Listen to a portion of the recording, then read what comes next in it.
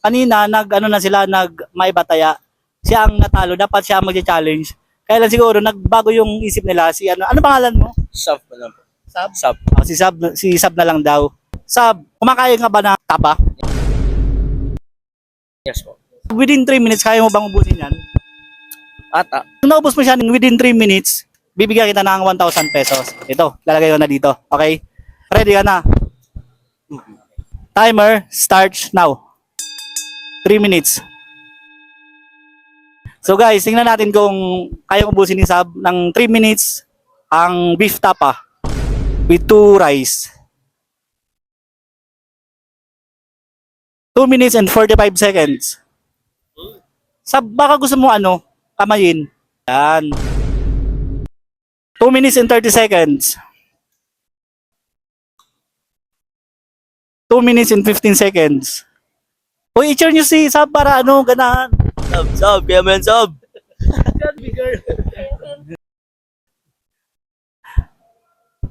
Sakto 2 minutes.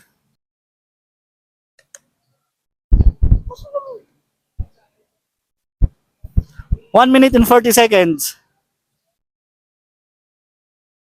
1 minute and 20 seconds. Let's go, Sab.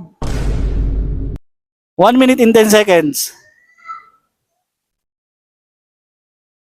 Madami talaga madami yung rice. Kaysa dun sa sa ulam. Madami yung rice. Sakto 1 minute.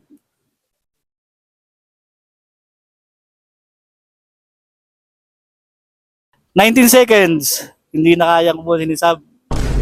15.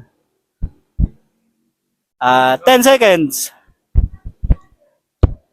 Sige lang, Sab, okay lang yan. 5, 4, 3, 2, 1. Anong nangyari? Ba't hindi mo naubos? Kanin. Okay na yung tapa, tas yung kanin egg. lang yung Kanin. Yung kanila, madami talaga yung dalawang rice. Kahit hindi mo naubos, bibigyan kita ng 500 pesos. Ayun, no. Baka may gusto kang i-shoutout sa mga friend mo. Shoutout Kidan. Shoutout mo na yung girlfriend mo. I love Anong pangalan? Kylie po. Thank you, Sab. Salamat.